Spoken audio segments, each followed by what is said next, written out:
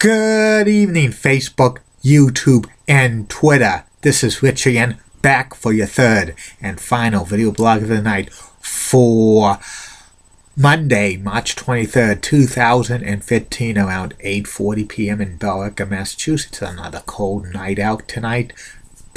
Lows way below freezing. Tomorrow's only going to be about 35 degrees. The wind's still blowing. Some news to report. Antenna TV has announced that reruns of the classic TV sitcom The Jeffersons will air weeknights from 10 to 11 p.m. beginning April 6th, and also reruns of the classic TV sitcom One Day at a Time will air from 11 p.m. to midnight weeknights on Antenna TV, which is WBIN Classics in the Boston market, 288 on most Comcast channels, or 50.2 over the air. That's about it on the news. My third and final video blog subject of the night is about the late great game show host Jack Barry. Jack Barry was a producer of game shows as well as a host. He survived the big scandal back in the late 1950s, fixing a game show he hosted and produced, 21. Jack was born and he grew up in Lyndhurst, New York, and he went to Lyndhurst High School, and he went to the University of Pennsylvania, and he majored in finance and business, and he got a degree in that in 1940.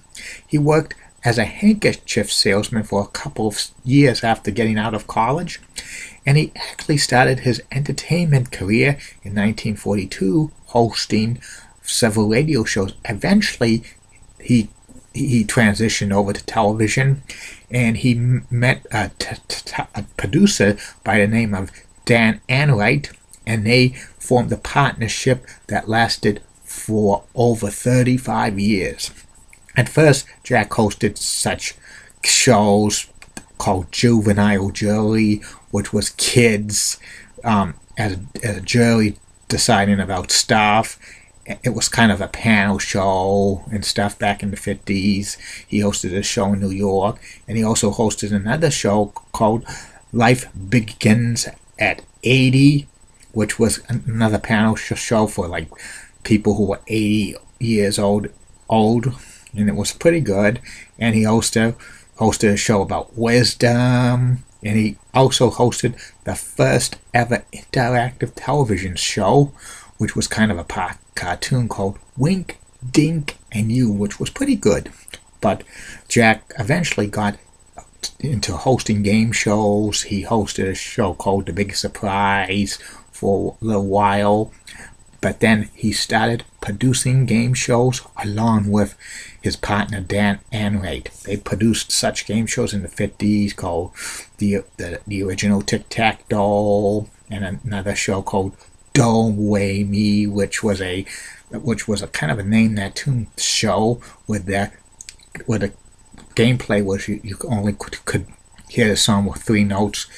Gene Laban hosted that show. And also, Jack Barry also developed and hosted the classic game show Concentration for a little while, but his most infamous game show around this period was the game show 21, which he hosted and also produced with Jack and Dan Anright.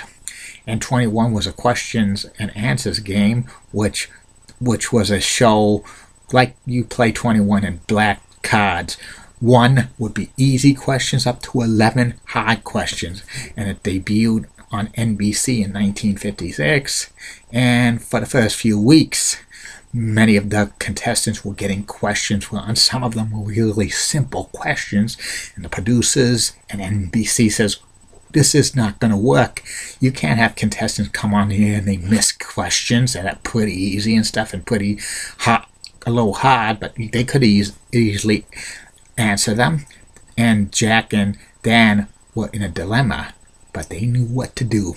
They rigged the game show 21, and rigging it was pretty good because it got 21 high ratings. It was one of the highest rated game shows in prime time and stuff. They had a contestant named Herb Stumple who had an amazing winning streak on there, but he lost to another guy named by Charles Van Derlen, who won after like Herb Stumple got a question wrong, which was about his favorite movie that won the Academy Award in 1955, called Marty. He was told to like miss the question completely, and Charles Van Derlen won, and he got on a hot winning streak as well. But eventually Herb Stumple had to blow the whistle, saying 21 was rigged. Eventually, all other game shows had scandals of being rigged and stuff. Jack Barry and Dan Aykroyd first admitted they didn't know about it, but eventually it was invested by the FCC and the government, and eventually it came out that Jack and Dan knew they were doing something wrong. By 1959, all the game shows they produced and hosted were canceled, and for many, many years, Jack Barry and Dan Aykroyd were blackballed from Hollywood and New York from hosting any type of game show.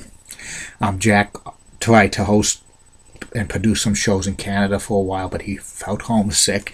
He almost, at this time, in a book I read that about these scandals, he almost considered killing himself because he was so blackballed from Hollywood. Then he went to hosted some local television shows in Los Angeles in the mid 1960s and stuff like that. They were just in Los Angeles and stuff, and he actually worked for several producers that developed game shows, including Mark Goodson and Bill Todman, and he pitched a few of them ideas, but Mark Goodson and Bill Todman just rejected them and stuff. And Jack bought a radio station for a while, which turned out to be profitable. By the late 1960s, the people in Hollywood decided, to give Jack a second try in hosting a show. Like in 1969, Jack Barry hosted the Generation Gap game show on ABC. It only lasted a few weeks, but Jack was back on national television. He was fine. He survived the black balls of the 60s from being almost completely eliminated from the industry. And he tried to pitch his newest creation of a game show called The Joker's Wild, which, was a question and answers game show, which was pretty good. He first shot a pilot of producing it in 1969. Two pilots, one with celebrities, one with not. It was hosted by the master of password, Alan Ludden, but CBS passed on The Joker's Wild pilot because they were still a little leery about Jack Barry as a producer. They thought he was gonna rig the game show. Then Jack also still hosted local television shows in Los Angeles, and he hosted The Real Game, which was a movie game show on ABC in 1971. Finally, CBS decided to give Jack Barry a second try on The Joker's Wild. At first, they were leery about him hosting The Joker's Wild. They tried to consider a few other people as hosts of The Joker's Wild, like Dennis James and Tom Kennedy and Wink Martindale.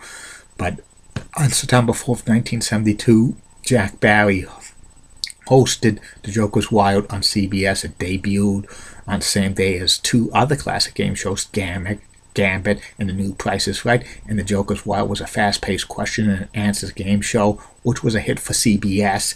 It was Joker, Joker, Joker.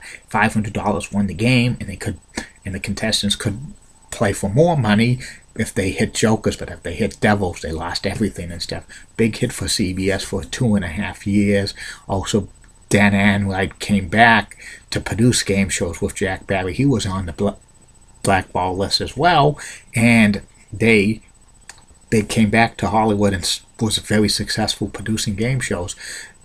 They produced a few game shows like Break the Bank, hosted by Tom Kennedy on ABC, and also Jack Barry in syndication in 1976. Also, that was the same year that Joker's Wild reruns, which got canceled by CBS the final year of Joker's Wild reruns, went on aired on several stations across the country, including WSBK TV 38 in Boston. It was so successful that The Joker's Wild returned to syndication was revived in syndication in 1977. Jack Barry hosted and produced it with Dan Aykroyd. Also, Barry and Aykroyd Productions produced a string of game shows in the 70s and 80s, such as Tic-Tac-Toe with Wink Martindale, Play the Percentages with Jeff Edwards, Bullseye with Jim Lane, and Hot Potato with Bill Cullen. And Jack Barry continued to host The Joker's Wild for years, but by around the early 80s he started to slow down a little bit. Jack would do one set of tapings of The Joker's Wild one week, and then he would have a guest host, Jim Peck. He would take another week of hosting a tape, and soon it was half the season, and by the end of the 1983-1984 season, Jack Barry was going to phase himself out as the host of The Joker's Wild, retired from hosting, but he was going to be backstage at The Joker's Wild producing and stuff. But Jack never ever retired from game show hosting, because on May 2nd, 1984, while jogging in Central Park, New York, Jack Barry suffered a fatal heart attack and passed away at the age of 66. It was a big loss for game shows when Jack Barry passed away. Jack Barry, in my opinion, was a guy who survived the blackball of fixing game shows in the 1950s and stuff. That would be, if being blackballed anywhere would be a death blow to anybody. But it took years for people in Hollywood and to convince that Jack deserves a second chance and stuff.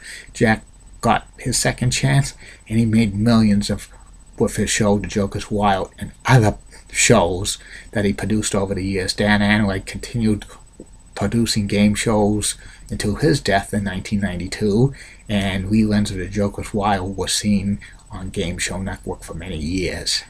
And he is a legend, Jack Barry, in the world of game shows. And that's about it on Jack Barry. Well, that's about it on these video blogs for tonight. Be back tomorrow, Facebook, YouTube, and Twitter. 3 more video blogs coming.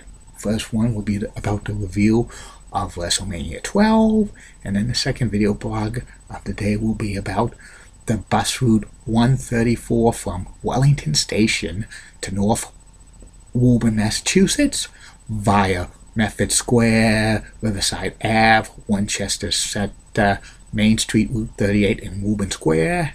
And the third and final video blog of the night will be about former Major League Baseball player, the late great George Boomer Scott, who played the majority of his career with the Boston Red Sox. Good night, everybody. See you tomorrow.